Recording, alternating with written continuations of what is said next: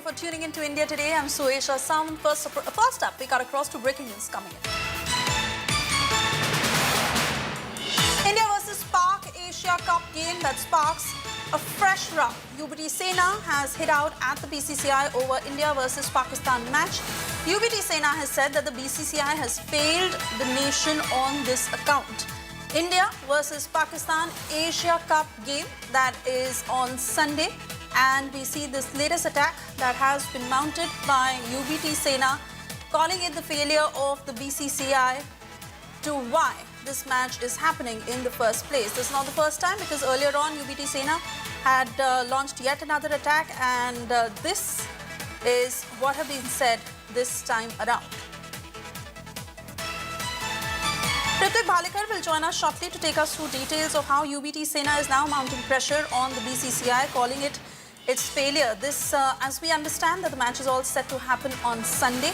In fact, a huge political controversy that it has led to, with several voices, especially from the opposition, hitting out at the BCCI to why this match is happening. Not just the BCCI, but even the centre, on a strong decision to be taken, and this match must be called off. While the match to happen on Sunday, now it is the UBT Sena that has called it BCCI's failure.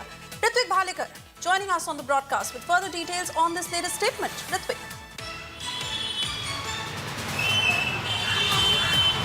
Just right now, Aditya Thackeray has made a statement regarding India-Pakistan Asia match. He has appealed even the players who are going to play in this match that they can take a firm stand and boycott and take a decision that they don't want to play with Pakistan, because even when there was hockey match, Pakistan had boycotted a match with India, and he's asking questions to the central government, to the BCCI, that how can cricket and blood go together when a country's prime minister has taken a stand that water and blood cannot run together. So how can a cricket match be played with the Pakistanis who have attacked us and who has wiped off the Sindhus of our mothers and sisters?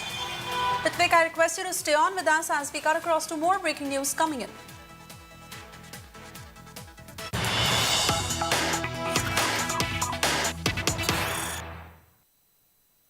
Moving on, as Mohan Bhagwat has said in Nagpur on the US tariff imposed on India, that people in the world are afraid what will happen to me if this grows, so impose a tariff.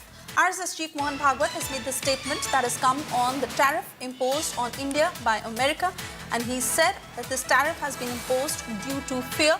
During a program in Nagpur, Mohan Bhagwat said that people in the world are afraid, and that is why they have imposed this tariff. If India grows, then where will our place be is the insecurity. Hence, the US has decided to impose tariff on India. Now, they keep on saying that we have not done anything. We are appeasing the ones who did it. If he stays with us, then there will be pressure on India. You are across the 7 seas. We are here. There is no relation, but we are afraid. दुनिया में लोगों को डर लगता है, ये बड़ा होगा तो मेरा क्या होगा, भारत बड़ा होगा तो हमारा स्थान कहाँ रहेगा, इसलिए लागू करो टैरिफ। हमने तो कुछ किया नहीं भाई, जिसने किया था उसको पुचकार रहे, क्योंकि ये साथ रहेगा तो भारत पर थोड़ा दबाव बना सकते हैं। ये क्यों है? 7 समंदर पार आप लोग हैं, हम यहां पर हैं, कोई संबंध तो आता नहीं, लेकिन डर लगता है। मैं मेरा के चक्कर में ये सारी बातें होती है। जब ये समझ में आता है कि मैं मेरा यानी हम हमारा है,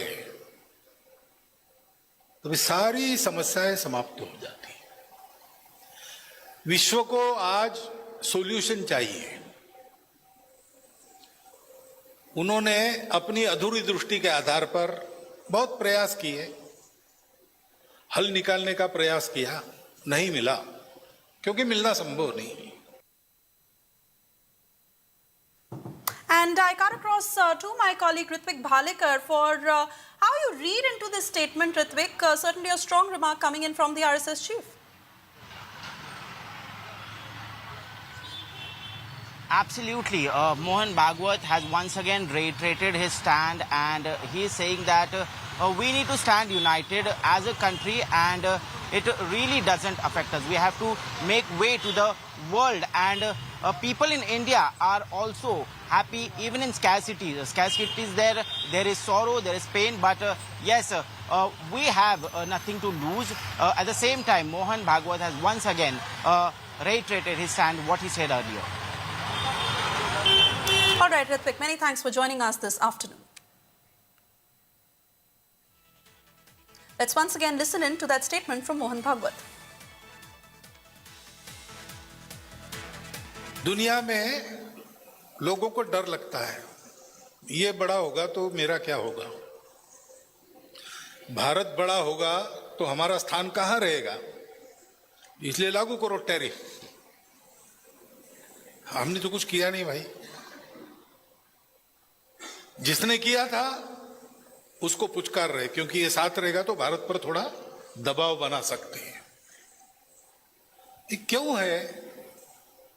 सात समंदर पार आप लोग हैं, हम यहां पर हैं, कोई संबंध तो आता नहीं, लेकिन डर लगता है। मैं मेरा के चक्कर में।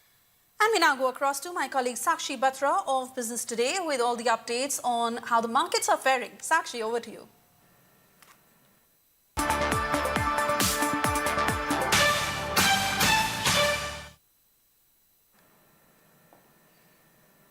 Hello and welcome to Market Closing on our brand new collab show between Business Today and India Today Television. It's 3 p.m. and we will now get you all the closing action on the markets. First, let's take a look at what's hot in the corporate and the financial space.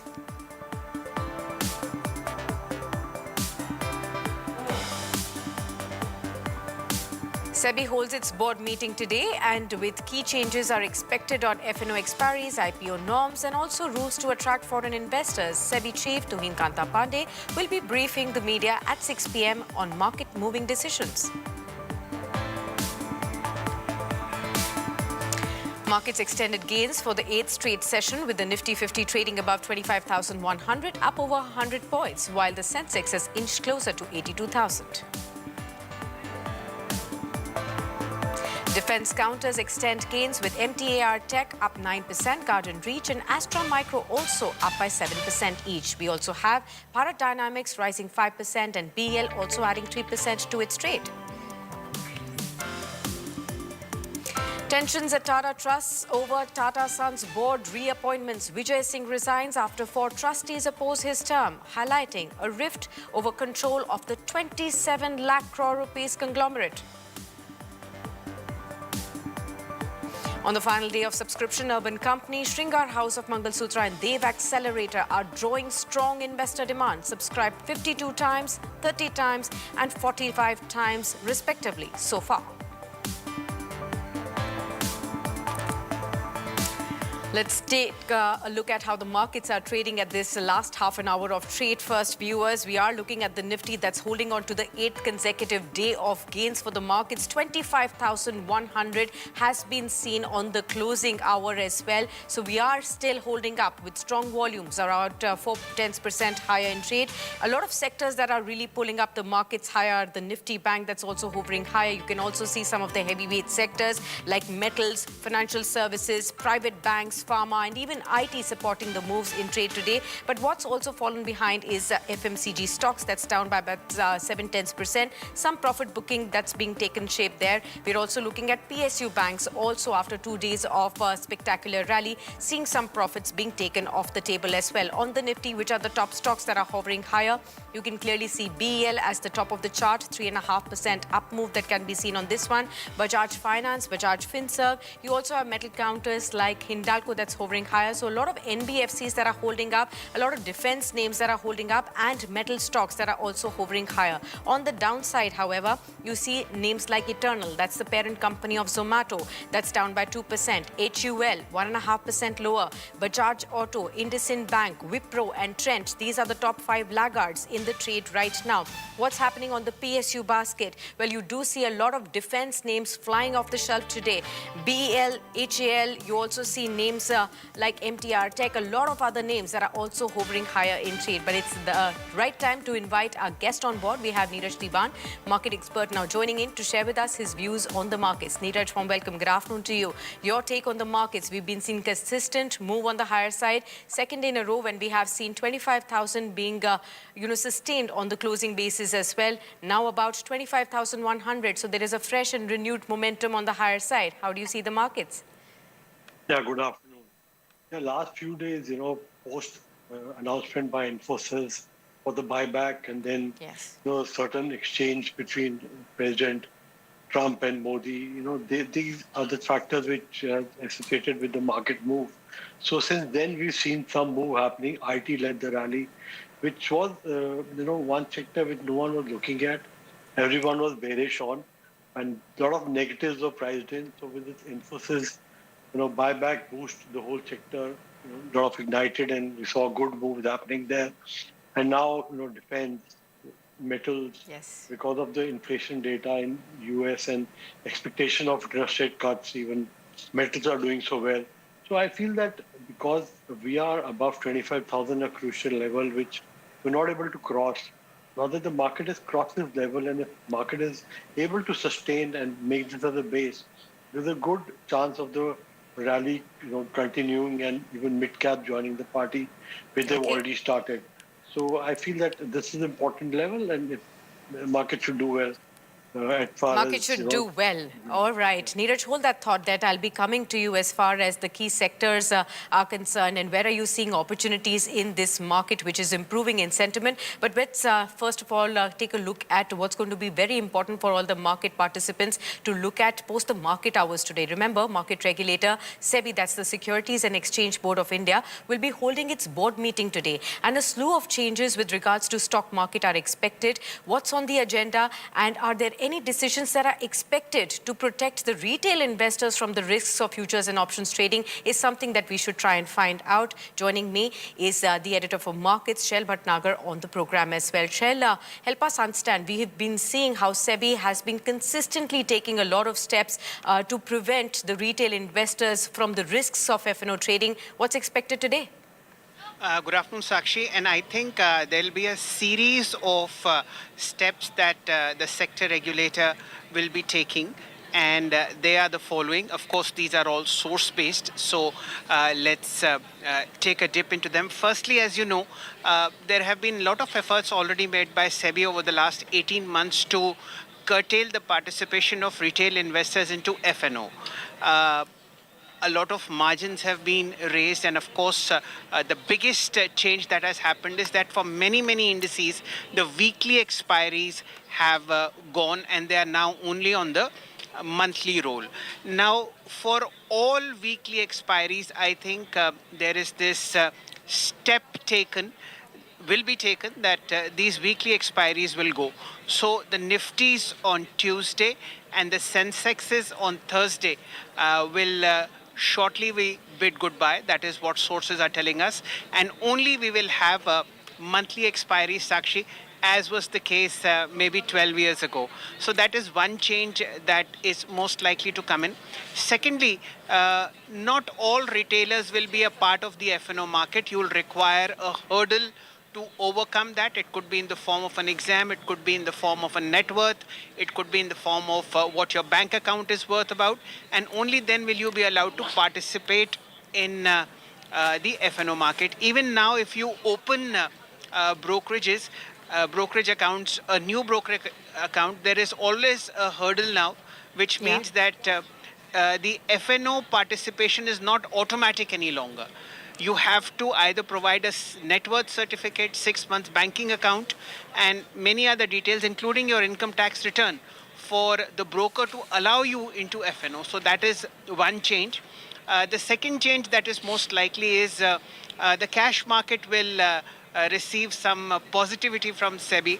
Remember, cash was treated as an orphan or a pariah about 6 months ago. So some benefits over there. And I think there is something to make IPOs a little more livelier, a little more better for all those bigger companies who do not want to dilute 25% immediately.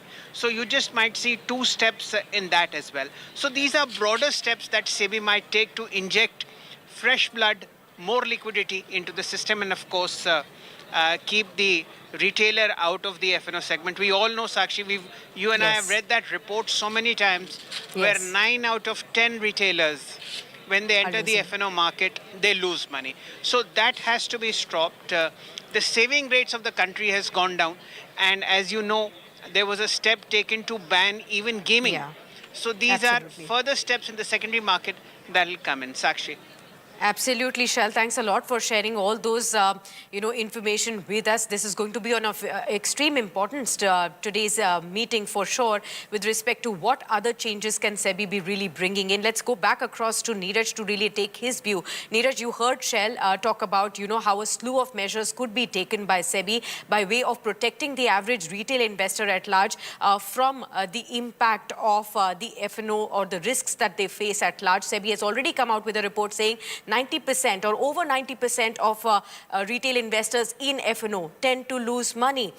There has already been a lot of change with respect to reducing the volatility in the expiries. Now, Shell points out there could be even a thought. Remember, Tuhin Kanta Pandey had also said that there could be thought process of, reviewing the weekly expiries. What our sources are telling Business Today is that weekly expiries could completely go away and there could be a monthly expiry into fashion now. How are you looking at that key step? I think this step was important and was required with the kind of money. A lot of speculation activity has been happening by the retail, and investors are losing money. So this is required to be done, whether they move it from a weekly to fortnightly or totally take out the weekly and only give the monthly, yet to be seen.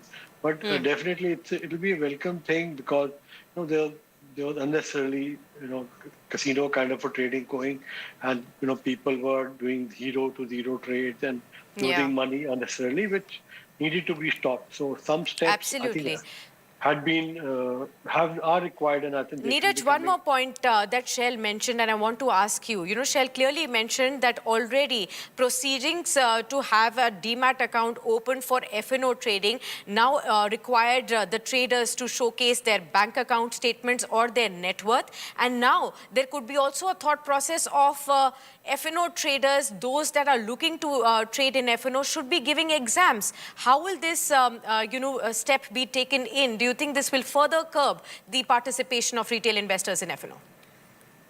Yeah, I think more than taking a test, maybe there can be some awareness class which they have to take and get certified, because you don't need the volume to totally take a hit also. So I think all these things should come very gradually. They should not be just after this data which came for people losing money is also 1-year-old data. So all of a sudden you should not come in with so many measures. I feel that it should be step by step. First maybe you are going to remove weekly, go to fortnightly, or go to keep monthly, and then have some more regulation on who and how they can participate. Should not happen together, and so that the volume get curbed to a very large extent.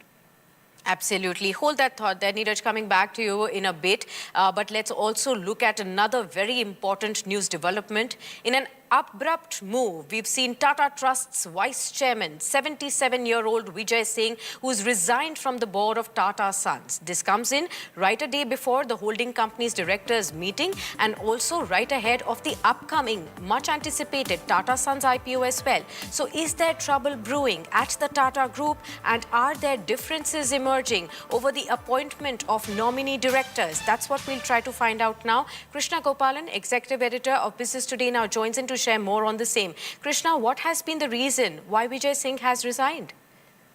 Let's get a couple of things clear here, Sakshi. One, Tata Trust owns about 66% of Tata Sons, the holding company. It straightaway gives them 1/3 of the board representation as far as Tata Sons is concerned.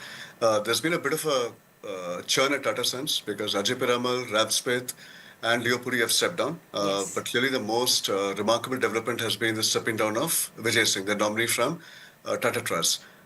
In all, there were three members, board members who came in from Tata Trust: Venu Srinivasan, Noel Tata, and Vijay Singh. Now, with the exit of Vijay Singh, obviously it raises more questions and answers in terms of why, because a board meeting that's supposed to be held today is expected to draw the contours of not just the IPO of Tata Sons, but also the way forward for the IPO of Tata Capital. So who's going to replace Vijay Singh is a million-dollar question, but it obviously lends a huge amount of uncertainty in terms of timing more than anything else.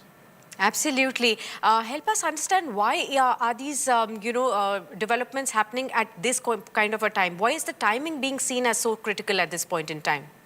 Well, some of them actually, I think, came to a point where age was not on their side. Ajay Paramil stepped down, he turned 70. In the case of the trust nominees, the new rule book basically said the contract had to be renewed every year. Vijay Singh is 77. Yeah. So I think that issue turned out to be a little tricky in the case of Vijay Singh. What eventually led to his exit is obviously is a little unknown, but fundamentally at this point in time for him to step back is what is not adding up. And like I said earlier, if there's been some pressure from other quarters also, but fundamentally the impending IPO of Tata Sons and Tata Capital, this in that context, this really couldn't have come at a worst possible time. Absolutely. So, Krishna, what is the timeline that they would have to appoint the next person in place of Vijay Singh, and who are the likely contenders there? The second part is slightly tough to answer. Some of the names are doing the rounds. They've also spoken of possibly looking at an external person coming in, which I'm not too sure will happen because it'll be the first time the trust nominee will have an external person. I still would like to believe that somebody closer to the trust or with the trust nominee would come in and take that particular position.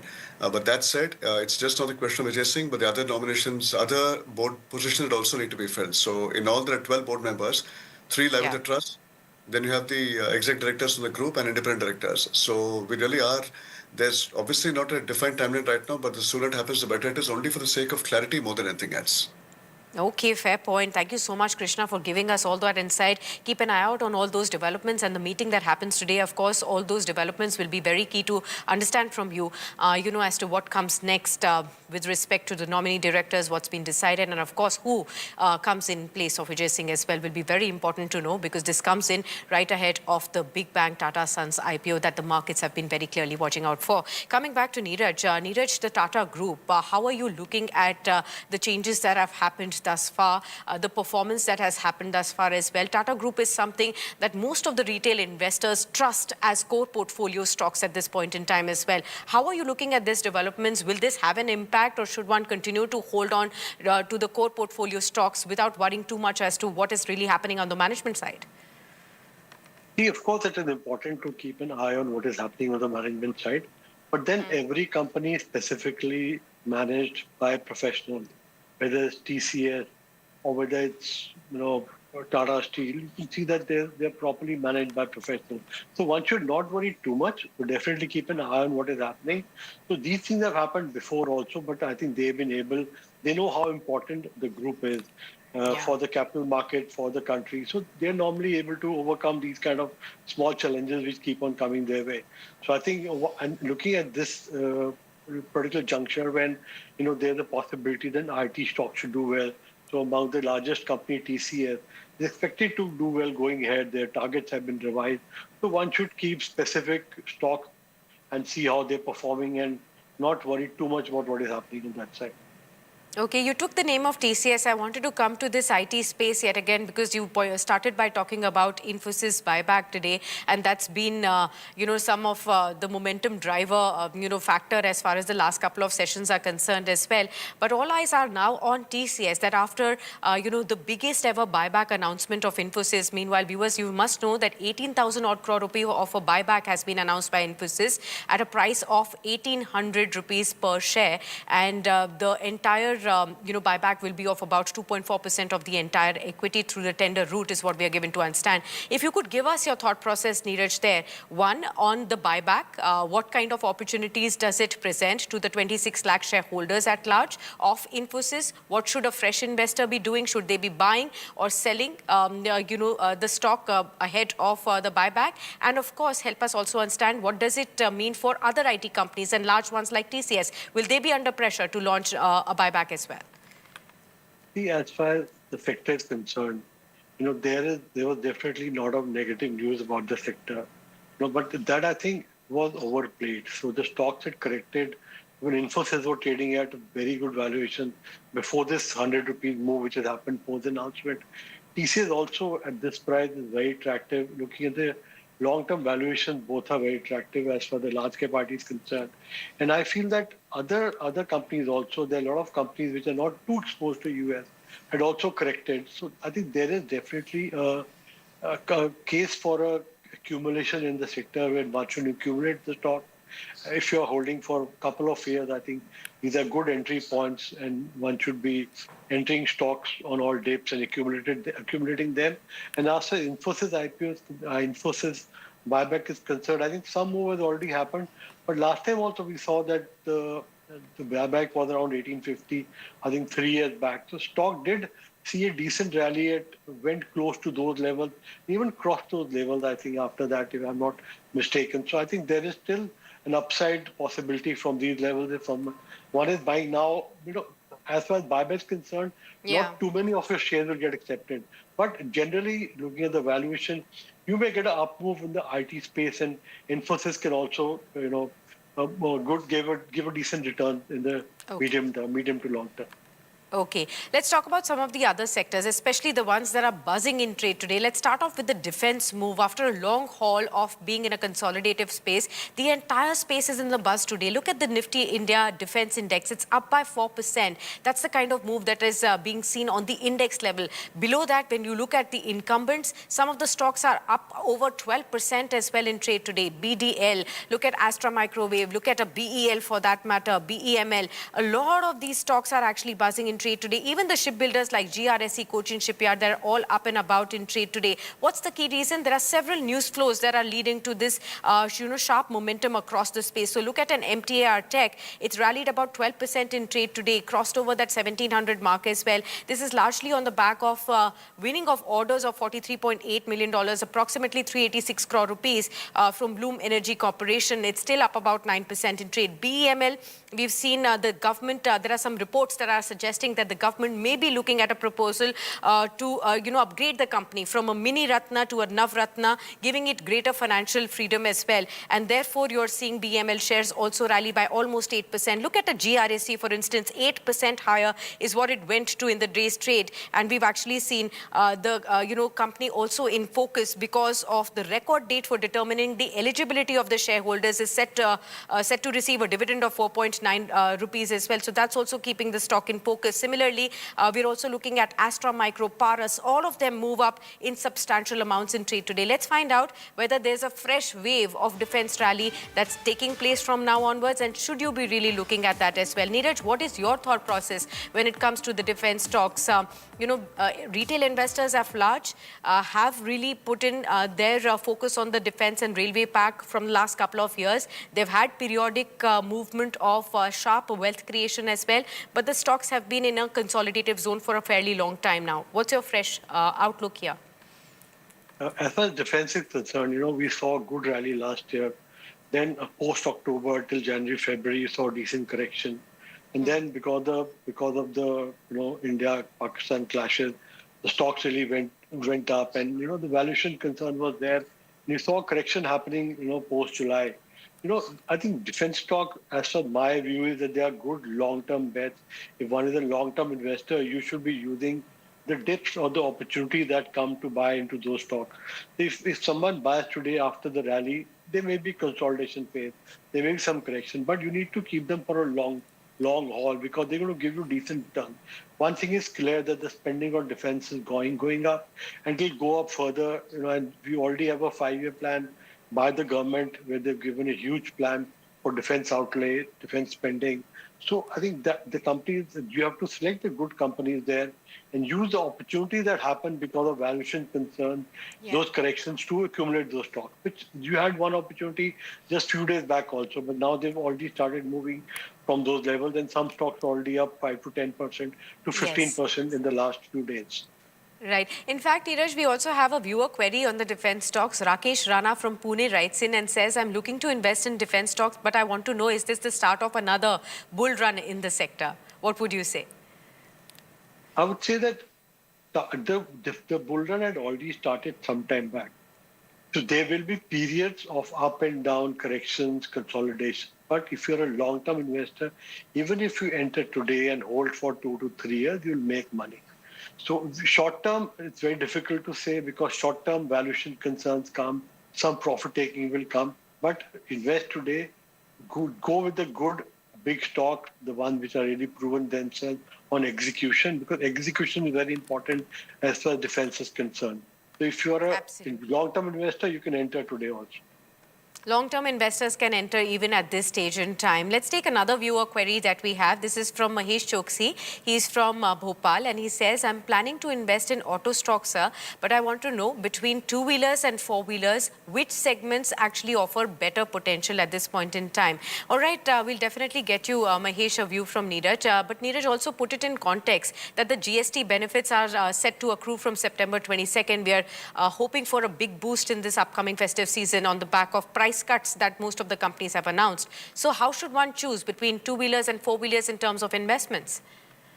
See, I was very positive on two-wheelers. Stocks like TVS are portfolio stocks which have done well and they'll continue doing well over a longer term period.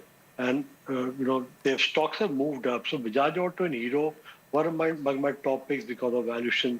But like Bajaj Auto has also moved up by 1,000 rupees. Hero has also moved up by 600-700 rupees. But I think that two-wheelers still have an upside potential because of good monsoon. I think rural demand can pick up with GST cuts also happening. And the interest rates are also low. So interest rates are not going to go up in a hurry. So I think two-wheeler space can give you a better return as far if you're looking at a 1.5 years period. But over the long term, stocks like Mahindra and Mahindra or stocks like Maruti also have a good potential. Okay, fair point. Neeraj, hold that thought there. It's 3:30. Let me just wrap up the markets for all our viewers to see. So we've ended above the 25,100 mark on the Nifty viewers, 0.4% higher in trade. This is the 8th consecutive session of move on the higher side for the Nifty. And with Friday's close, we have marked up 2 consecutive weeks of gains also on the markets as well. This week, of course, a lot of move was also led by the IT sector, auto sectors, as well as consumer durable sectors that continued to move up in trade on the back of the GST news flows that came in. But let's quickly start to wrap up. The Nifty Bank ends with about 0.2% gains on the higher end. You have 54,800 on the Nifty Bank as well. Metals were the top losers today with 0.8% higher move. Small caps and mid caps, in fact, also did very well in trade today, especially the small caps that outperformed all the other major indices with 6-10% kind of a move that we actually saw there. But metals, financial services, autos, private banks, pharma stocks, these were the ones that continued to rally in trade. What saw some profit taking? We saw FMCG, the fast-moving consumer goods that fell behind in trade, almost a 7-10% loss there. Look at the PSU banks that also saw profit taking from last 2 days of a move on the higher end. India VIX, which is a volatility index that reflects fear gauge in the markets or how much fear is there in the markets, that actually slipped. That actually indicated more confidence in the uptrend in the market. So 2% lower for the India VIX. Let's actually look at the top movers on the Nifty towards the end of the session. You have BEL, that's Bharat Electronics, ending with 3.6% move on the higher end. Bajaj Finance, Bajaj Finserv also moved up. We also saw names like Hindalco and Shriram Finance among the top movers. Top stocks that dragged in trade today. 2% lower for Eternal. It's the top loser. The top loser, that means, which is the parent company of Zomato. HUL. We also saw Trent from the retail space. Trent, remember, is a company that operates Zudio and Westside as well. Again, from the Tata Group. IndusInd Bank, Bajaj Auto. These are the other stocks that fell back in trade as well. Let me look at some of the absolute performance from the Nifty 500 basket today. You had names like JBM Auto, Sigachi Industries. You also had Gujarat Mineral Development Corporation that was up in trade. I marked out a lot of defense stocks. So GRSE is also among those. That's up 9.5%. MTAR Tech and BEM. These are all the stocks that moved up in trade. Coming back to Neeraj. Neeraj, help us understand with a view for the next week. Do you think we will be hoping for another third consecutive week of gains as well? Remember, the next week also has 2 important data points that we will be looking at as Indian markets and domestic markets. One will be the US Federal Reserve and their rate decision as well. That's likely to have an impact on the global sentiments as far as the markets are concerned. And of course, there are constant sentiment updates that are coming in from the US that there could be negotiations that could continue on the trade tariff front next week as well. How are you looking at these developments by way of how could the markets react? See, what is important is that this last few days have been good, and actually yesterday and today's closing is very important. We've been able to close about 25,000, a crucial level, for 2 days in a row. So I think if market is closing at these levels, I think mid cap should join the party from next week. So my expectation is that mid and small cap stocks should do well in the coming week. As far as the broader market is concerned or the large caps are concerned, definitely the news flows will be important. So as far as the interest rate in US is concerned, I don't think people will be disappointed. There should be interest rate cut. It's a matter of, we have to see whether it's 0.25 or 0.5, but a cut should definitely come. So the second thing is about the US, the trade tariffs and what is going to happen with them. I think nothing may happen in the next week. Again, it may happen over the next 1 month or 1.5. But any news flow there will definitely keep the market, on a standby as far as those sectors are concerned, which are totally dependent on exports, whether it's textile, gem and jewelry, aquaculture. I think those specific sectors will have a wait and see how things will happen there. All right. Okay, Neeraj. Thank you so much then for being with us on the program and helping us out with your insights on the markets as well. Good pleasure with, speaking to you. And of course, we'll be getting you soon on another edition of Business Today as well. Viewers, it's a wrap on the Business Today show for now. But your queries on mutual funds, on markets and on your portfolio as well on the number that's flashing on your screens. And you can also send your queries on our social media handles as well. And don't miss the market opening show on Monday morning at 9 a.m. with Abba Bakaya that will give you the first word on everything that will move the market. Stay tuned and have a happy weekend.